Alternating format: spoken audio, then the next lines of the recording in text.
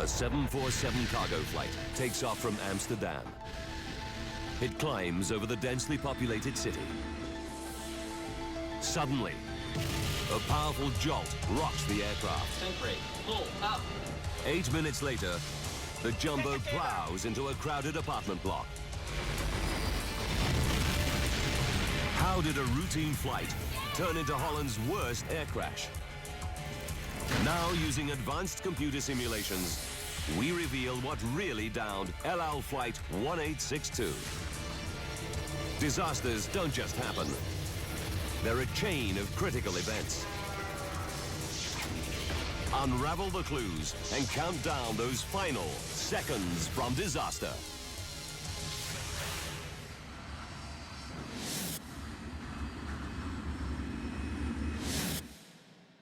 Europe. Holland. Amsterdam. 15 kilometers from the city center, Schiphol, one of the world's busiest airports. More than 600 aircraft take off or land here every day.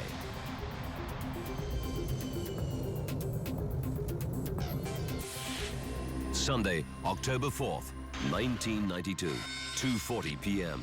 An aircraft enthusiast takes this footage of an Israeli El Al 747 cargo plane arriving from New York. The jumbo will load up and refuel before flying to Tel Aviv in Israel as flight El Al 1862. 3 p.m. Loading begins, supervised by Jerry Plettenberg, El Al's operations officer. Today's cargo includes consumer products, but some boxes are labeled dangerous goods. Jerry has a good idea what's inside.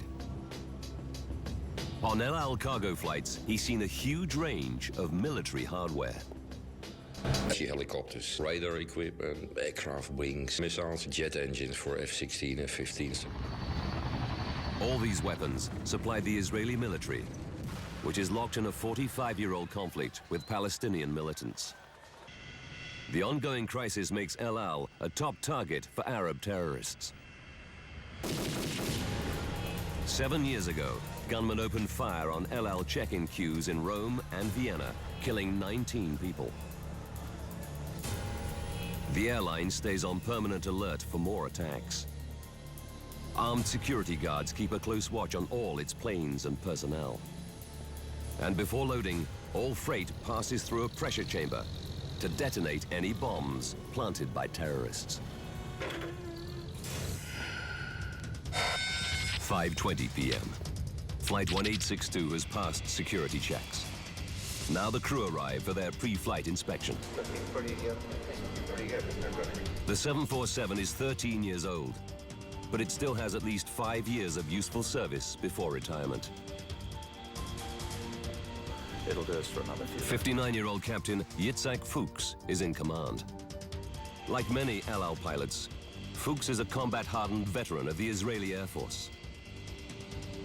He's got 25,000 pilot hours under his belt.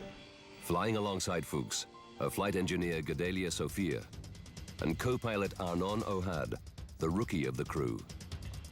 Just 32, he's been flying jumbos for less than a year. Flight 1862's takeoff will be supervised by air traffic controller Henriette Van Opanen. It was wonderful flying weather. You could see to the end of the world. All the flight paths in and out of Schiphol pass over densely populated areas of Amsterdam. Under one of them lies the Bijlmer suburb, 13 kilometers to the east. At its heart, the sprawling Groeneveen apartment block. It's home to almost 2,000 people. Among them, Marlene Treidemann, a nurse, and Guillermo, her son. Every day planes would come over. You got used to that after a while. Guillermo will celebrate his 17th birthday in 5 days' time. He's a typical teenager, into pop music and martial arts movies. But today, he's been to church with his mother. The Troiderman's home is on the 5th floor of the Groeneveen block. Marlene and her husband Stanley are originally from Suriname, a former Dutch colony in South America. Graciela, their 14-year-old daughter, is a popular girl who's doing well at school. Altijd lachen, altijd vrolijk. Always laughing, always happy. A positive word for everyone. Positief woord.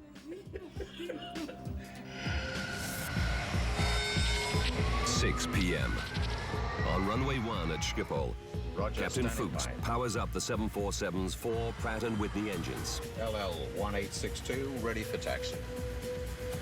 He hands over to his young co-pilot, Arnon Ohad, to give him more flying experience on the 747. 6 minutes after takeoff, LL-1862 heads east over Amsterdam suburbs. Good evening. We are now passing 4300. 6:27 p.m. and 30 seconds. The engines are still at full thrust as the jumbo climbs to 6,500 feet. Everything is running like clockwork. The crew settles in for the flight to Tel Aviv. In less than 5 hours, they'll be back on home soil with their families.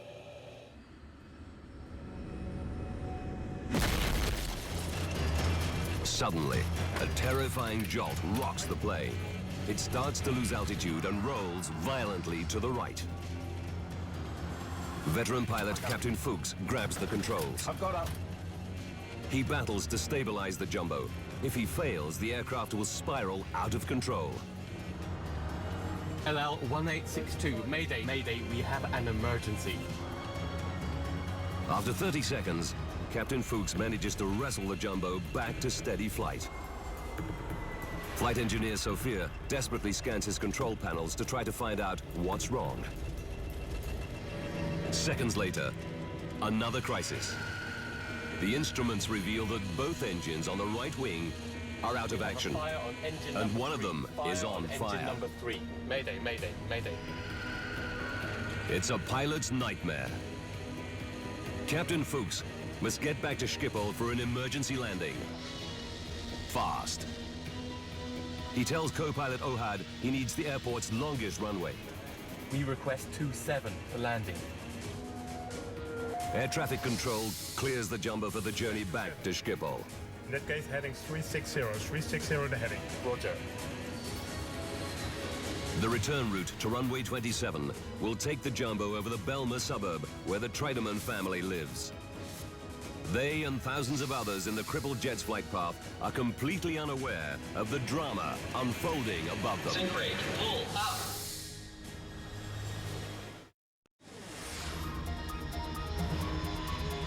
LL-1862, a fully loaded 747 cargo plane, is badly damaged and rapidly losing height. LL-1862, Mayday, Mayday, we have an emergency.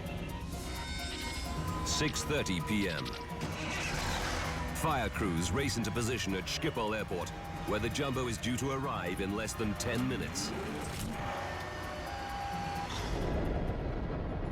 The 747 must make a descending turn over Amsterdam to reach the correct altitude and line up for runway 27. Its final approach will take it over the Groeneveen apartment complex, where the Troiderman family lives. Marlene and Stanley decide to visit a friend nearby. They tell their children, Guillermo and Graciela, they'll be back soon.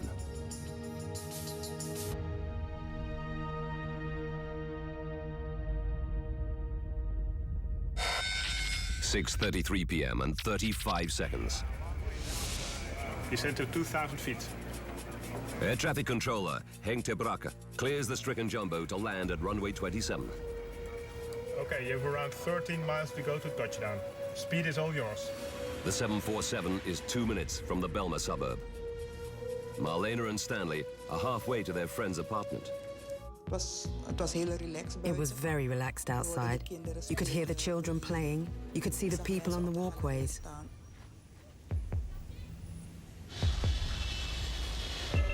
At this moment, as Captain Fuchs lifts the nose to slow the jumbo for landing, The roll to the right returns. He jams the rudder further to the left, but now the plane barely responds. Co-pilot Ohad alerts Schiphol. Controlling problem as well. The news sends a chill through Ter Brakke. He immediately contacts his colleague Henriette van Openen. Hank summed that up to me by intercom and said, he is now in deep, deep trouble.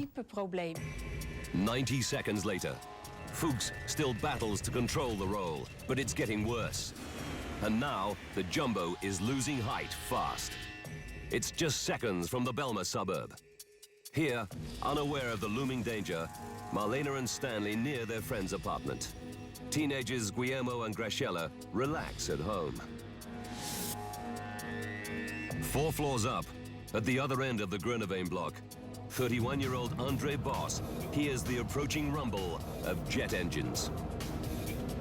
You can describe the noise as getting louder all the time, and eventually it starts to roar. Suddenly, the roll accelerates to an extreme 90-degree angle, and the Jumbo spirals towards the Bijlmer. Raise the flap. Get your gear down. Going down. Going down. Sink rate. Pull up. The roar of the jet is now deafening. Andre grabs the phone to call the emergency services. Seconds later, a nightmare unfolds just meters from his home. I looked at the landing gear as it flew straight past my balcony. Marlena and Stanley reach their friend's apartment. In his 10th floor apartment, 36-year-old bank worker Rinus de Haan is about to eat dinner. A screech from his pet cat brings him to his balcony. He's paralyzed by what he sees. The Jumbo is heading straight for his apartment block. I saw my life go by in a flash from my childhood to that moment. I thought, it's over.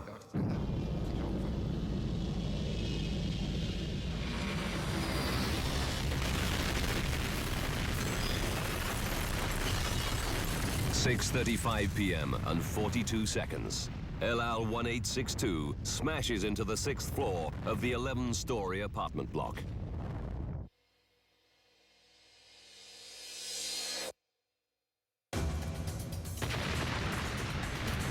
I heard a huge noise. It was as if a door slammed closed, like a bang. The impact knocks Rinus unconscious. Burning aviation fuel rains down onto dozens of apartments. The sound of the crash came from the direction of Marlena and Stanley's home, where they left their children just minutes ago. The couple race back, gripped by fear. What terrible disaster has struck their neighborhood? And are Guillermo and Graciela in danger?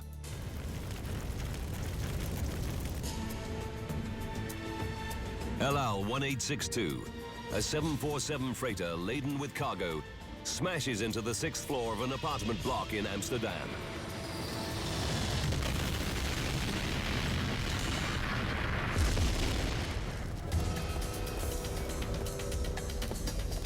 Marlena and Stanley Treudemann race for home. Suddenly, through the trees, they see a towering wall of flame. Stan said to me, Marlena, it's our flat. I said, no, that's impossible. He said, Marlena, our children, our children. He was screaming. Stanley freezes, but Marlena runs to the burning apartment block. She finds a staircase and races to the 5th floor. I was only thinking, I need to find my children. I need to find my children.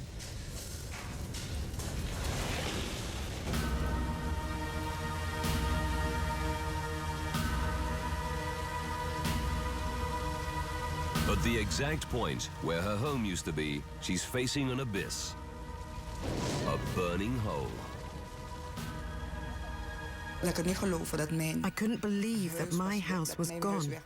I stood there and thought, no, I'm dreaming.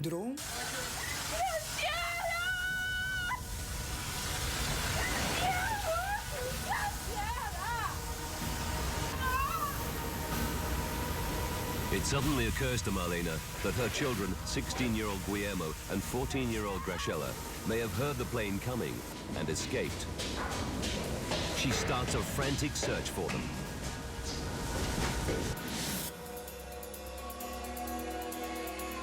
On the 10th floor, bank worker Rinus de Haan regains consciousness.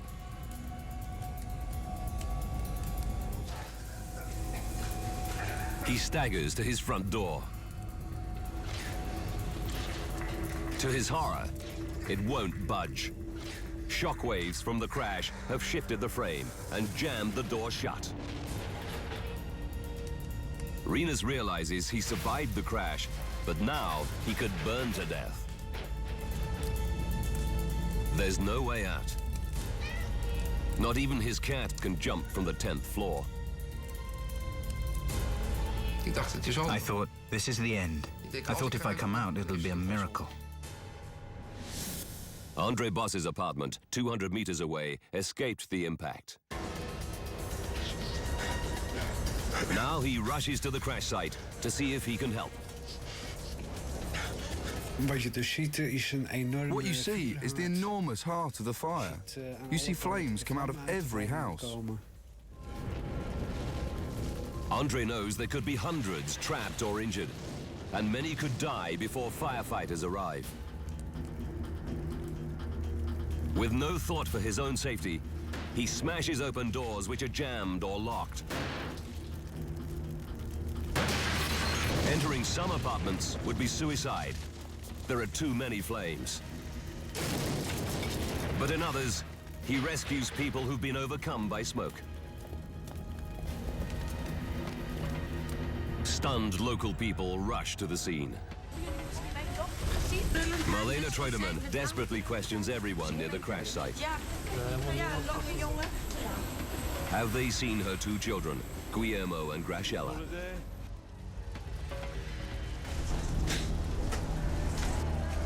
Still trapped in his 10th floor apartment, Rinus de Haan feels the temperature soaring as the blaze rages outside.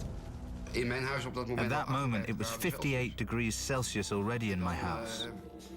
I was sweating pints. Rinus fears he's got just minutes to live. But he can do nothing except pray that he and his cat will be rescued.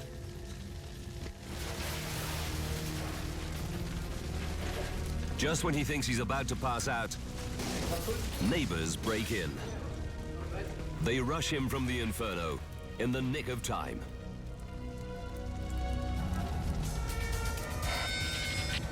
"6:40 p.m. Less than 5 minutes after the crash, the first of 16 fire engines from across Amsterdam arrives at the scene.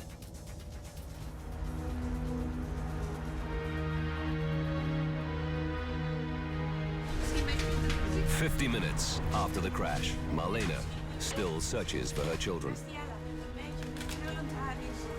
But no one has seen them.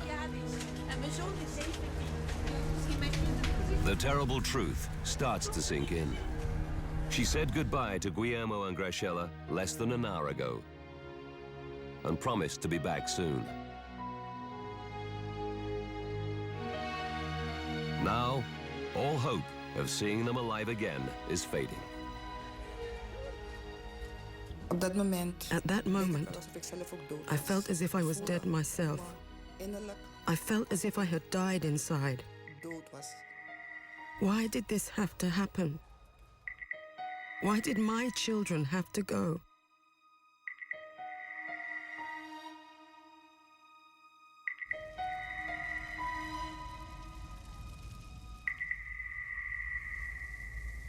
News of the disaster spreads around the world.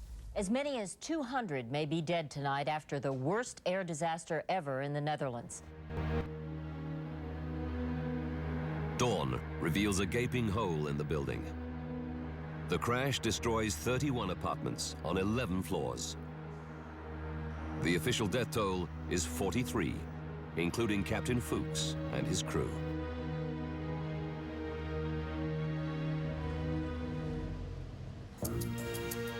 The Netherlands Aviation Safety Board quickly mobilizes 8 investigators. Franz Erhardt is a senior member of the team.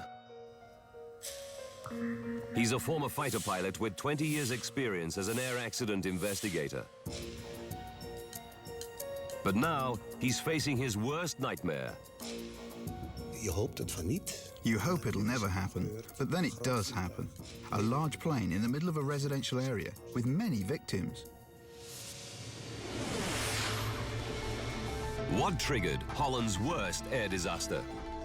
And why did the 747 fly steadily for 8 minutes after the Mayday, only to nosedive without warning into a crowded apartment block? Now, by rewinding the events of that fateful day, and by going deep into the investigation, we can reveal what really happened to LL1862. Advanced computer simulation will take us where no camera can go, into the heart of the disaster zone. In that case, heading 360, 360 the heading. Erhardt checks recordings from air traffic control at Schiphol. They reveal that co-pilot O'Hard reported losing power in both engines on the right wing. Number 3 and number 4 engine inoperative. Investigators know that 2 engines failing at the same time is almost unheard of. The team begins to suspect a more sinister reason for the loss of the Israeli jet. Van het begin af vanuit gegaan. We thought from the beginning LL was possibly targeted by terrorists. Terroristische actie was getroffen. The investigators fear that Flight 1862 was downed by a terrorist bomb or even a ground-to-air missile. And they have a second mystery to solve. If the jumbo was hit by a missile, why did it stay airborne for a full 8 minutes Sink rate, pull up. before dropping out of the sky? Sink rate, pull up. To see if the terrorism theory stands up, investigators need to find the jumbo's engines and its black boxes, which record technical flight data and cockpit conversations. But it's a daunting task. Even if they survived the crash and the 1100 degrees Celsius inferno, they now lie buried under a mountain of rubble. Then, an unexpected development. An off-duty policeman reveals that he saw Flight 1862 as it climbed through Amsterdam's airspace. What he tells the investigators gives them an electrifying new lead. Investigators have no concrete leads to explain why LL1862 crashed into an apartment block in Amsterdam.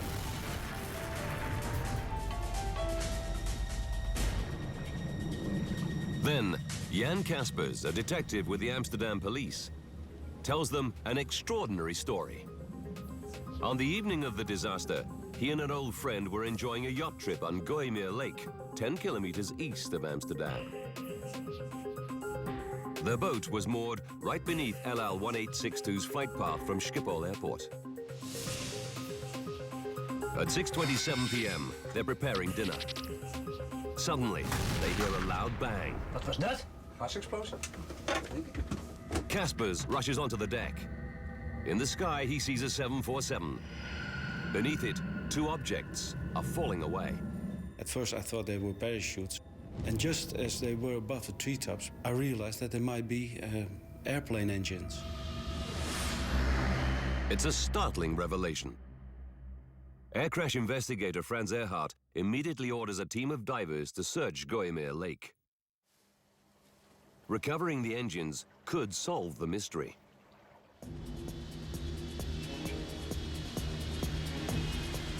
It's now clear to investigators that the 2 right-hand engines didn't simply fail. Number 3 and number 4 engine inoperative. They sheared off completely. Unable to see the engines from the cockpit, the crew had no idea what had happened. Now there's a new mystery facing the team. What could rip 2 5-ton engines off a 747 simultaneously? The case for a terrorist ground-to-air missile or bomb now looks compelling. To prove this theory, investigators must recover the engines from the bottom of Gooimeer Lake and examine them for clues. They know it's a huge challenge. The lake covers 26 square kilometers, and there are many gullies on the lake floor where an engine could easily disappear.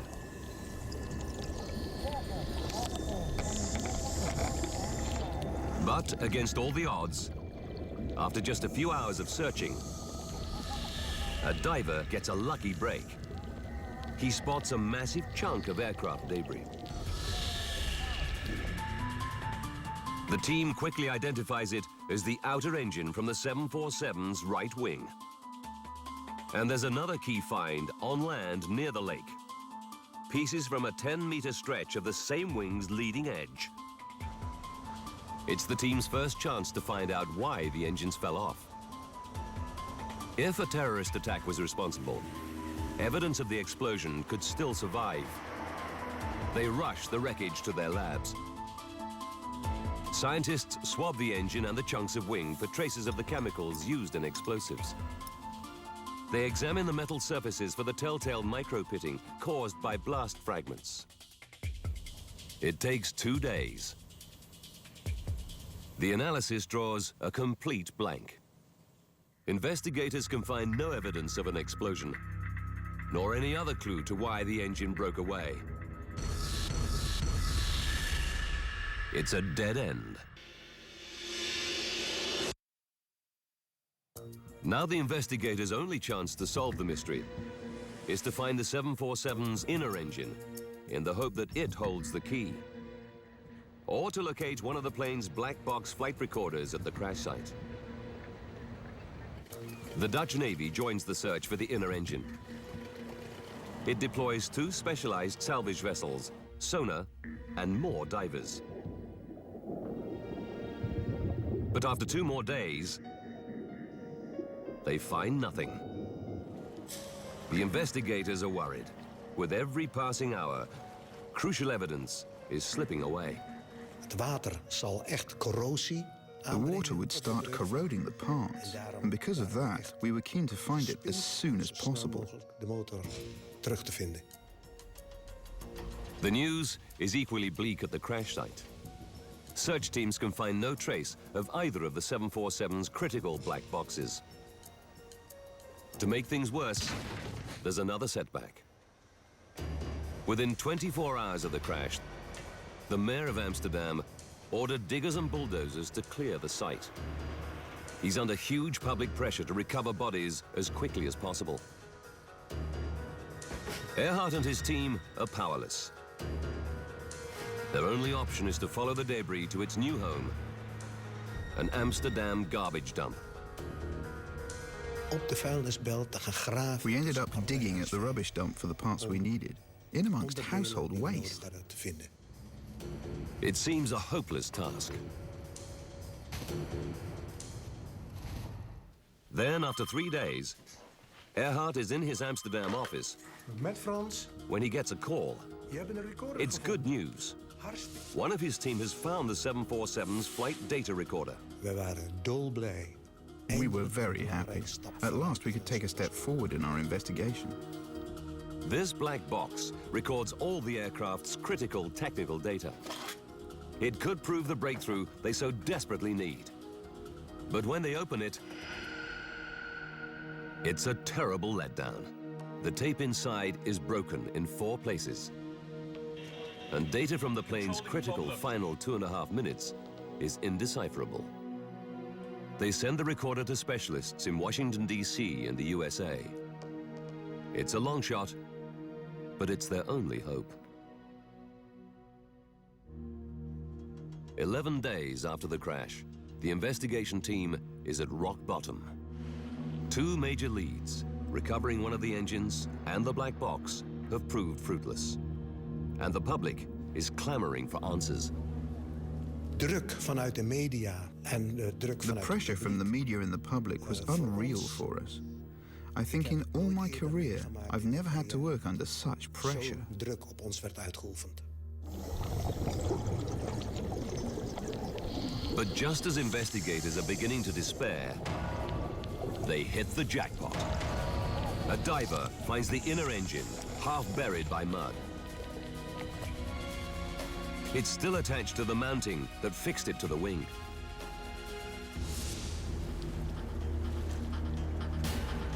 Earhart and the team are excited but cautious. What if this engine proves as unenlightening as the first? It's battered and dented, but they can see no obvious evidence that it was hit by a missile. And when they run the battery of tests for explosives on this engine, once again, they find nothing. Investigators reach a turning point.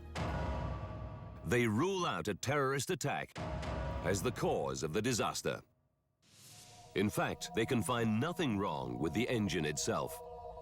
But when they examine its cowling, the outer casing, they quickly spot something odd.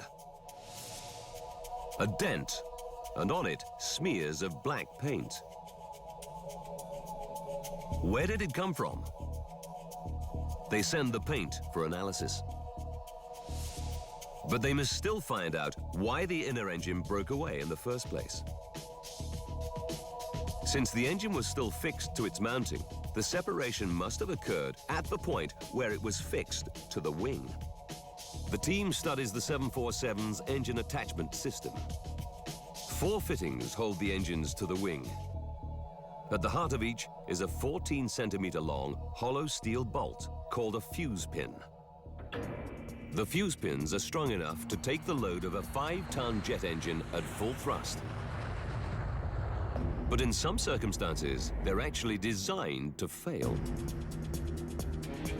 If an engine suffers a crisis, like a mechanical seizure or a bird strike, it can vibrate violently. If the vibrations get too severe, the engine might tear itself free, destroying the wing with dire consequences. To prevent this, investigators know that all 747s have a damage limitation system. When vibrations reach a critical point, the fuse pins are engineered to snap, allowing the engine to fall away harmlessly. But there's no sign that the inner engine suffered a crisis. So the team must consider a chilling possibility. Did something go terribly wrong with the fuse pin system that led to catastrophe? The team examines the mounting that fixed the inner engine to the wing. They focus on what's left of the 2 central fittings which carry the bulk of the load. The fuse pins they held are both missing. But on one fitting, investigators spot something intriguing. The top of the lug that held the fuse pin has snapped off. Did this happen when the engine hit the lake, or earlier? Metallurgists examine the brake and make a dramatic discovery. The stress markings are not typical of a violent impact. They reveal that the lug snapped because it was overloaded. They realize this can only have happened if the fuse pin inside broke at one end. This would transfer significant stresses and twisting forces onto the lug at the other end, making it give way. Fuse pins are designed to break at both ends if the strain on the engine reaches a critical point. Earhart believes that a partial failure can only mean one thing: metal fatigue in the fuse pin. It's a startling new theory. Could metal fatigue in the engine's fuse pins be at the root of the disaster? But Earhart knows the inner engine would only shear off if both central fuse pins failed. To prove their theory, investigators will have to find the missing fuse pin from the other central fitting. The chances of finding such a tiny part in Gooimeer Lake are remote. Earhart's only hope that a significant fragment was still attached to the wing when the jumbo crashed.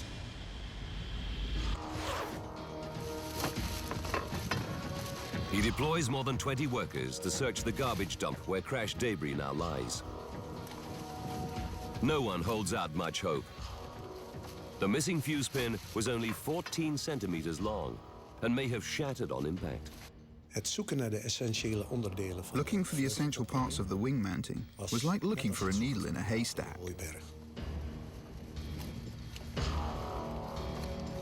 48 hours into the search, they have still found nothing.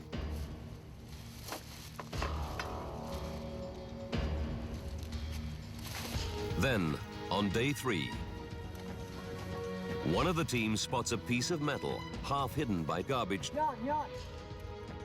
It's part of the missing central fitting from the inner engine. And against all the odds, there's a chunk of fuse pin still inside.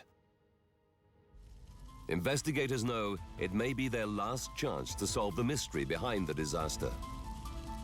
They begin scanning the fragment under an electron microscope as soon as it arrives from the rubbish dump. And they find their answer. In the wall of the fuse pin, there's a crack 4 millimeters deep. The patterns around the fault show all the classic signs of metal fatigue. The flaw started along machining grooves in the hollow pin's central bore. It's the breakthrough the team have worked so hard to reach. They already know that metal fatigue made one of the inner engine's 2 critical central fuse pins fail. Now, they have indisputable evidence that the other central fuse pin was also defective. With every flight, the microscopic cracks in the inner engine's fuse pins got bigger and bigger. On October 4, 1992, they reached a critical point. At 6,500 feet, with the engine at full thrust, the faulty fuse pins fail.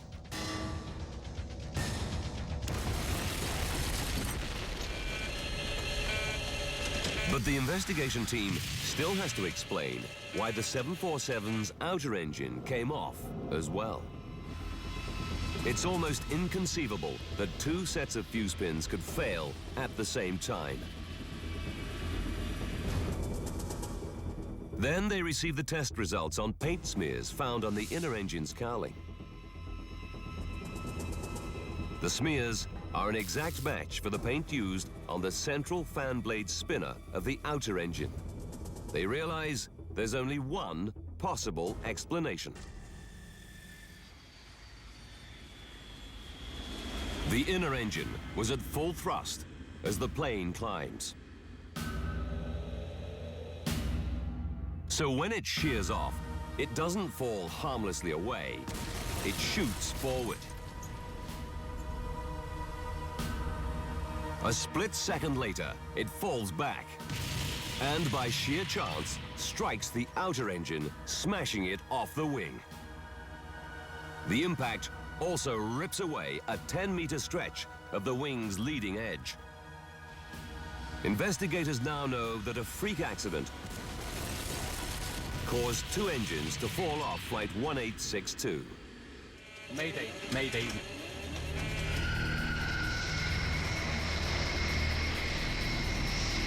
They alert the manufacturer, Boeing. It immediately instructs airlines operating the 1,000 747s around the world to inspect all fuse pins and replace any that are faulty.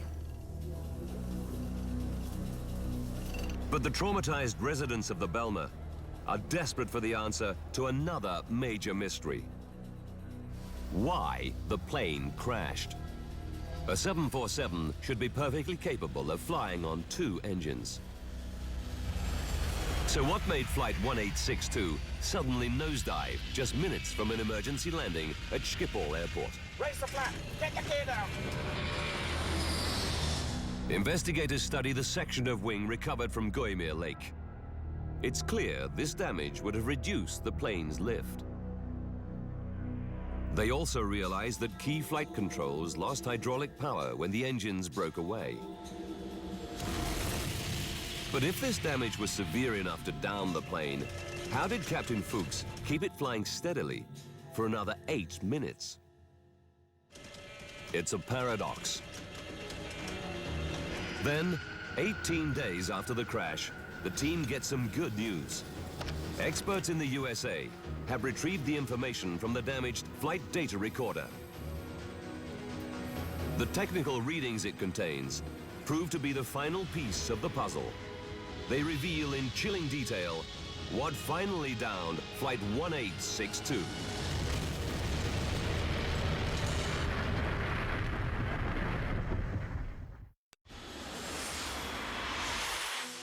Investigators know that metal fatigue caused one engine to shear off LL-1862 and smash off a second engine.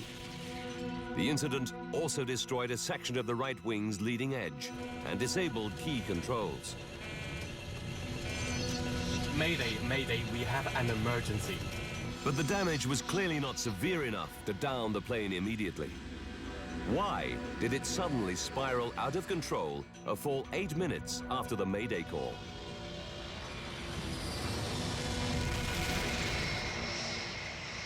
The team drafts in test pilot and aeronautical engineer Geert Tikelaar to find the answer.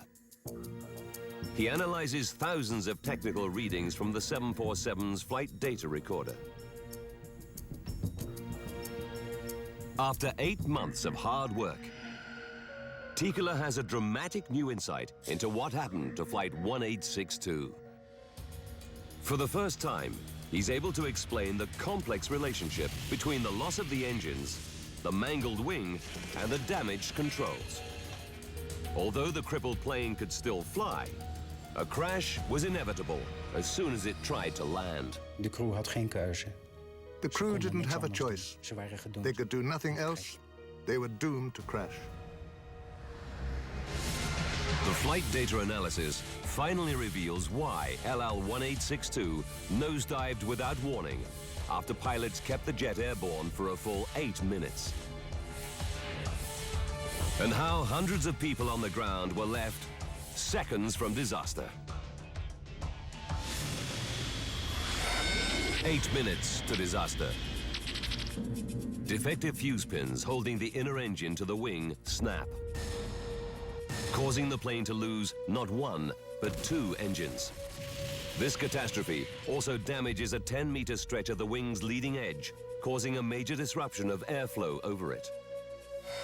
This reduces lift on the right-hand side and makes the 747 roll to the right. Captain Fuchs has also lost 2 hydraulic systems, controlling key anti-roll devices. He only manages to wrestle the jumbo back to level flight by pushing his remaining controls to the limit. The flight data analysis reveals that his current airspeed of 280 knots is the key. It's just high enough to get sufficient lift out of the right wing to keep them aloft. 39 seconds to go. 5 kilometers from the Bijlmerramp apartment complex. Now Captain Fuchs lifts the jumbo's nose to slow the plane down for landing, unaware that this routine procedure will have fatal consequences. The flight data reveals that this change in angle worsens the disruption in airflow over the mangled right wing. The result is a further loss of lift on this side of the plane, and it starts to roll again. Captain Fuchs struggles to pull it level. But his airspeed has now dropped below 260 knots, reducing lift even more. This time, his damaged controls cannot save him. Controlling problem. 30 seconds to disaster. As the roll and loss of lift reach a critical point, Sink rate, pull up. the 338-ton jumbo plummets earthward. Get your gear down. 1862 going down. LL-1862 nosedives from 2,500 feet.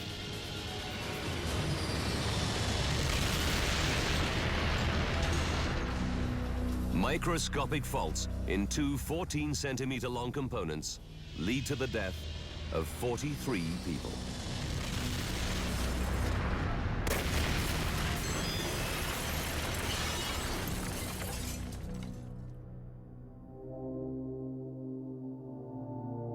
Rescue workers found the bodies of 16-year-old Guillermo and 14-year-old Graciela the morning after the crash. just meters from where their home once stood. Medical experts believe they were killed instantly. After the disaster, the children's parents, Marlene and Stanley, moved to another part of Amsterdam. They couldn't bear to live in the area where their children died. Het is niet makkelijk, dat geef ik ook toe. It's not easy to lose your child or your children. Maar je kan But you can get strength from the good times you've had with them. De fijne momenten wat jij met ze hebt gehad. En ik weet dat ze hier zijn. Ik voel gewoon. I know they are here. Ik voel gewoon I feel their presence. A good atmosphere.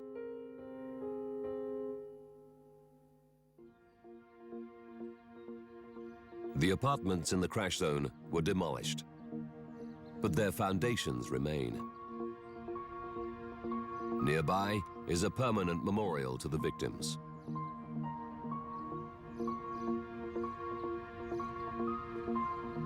But the disaster also leaves another legacy.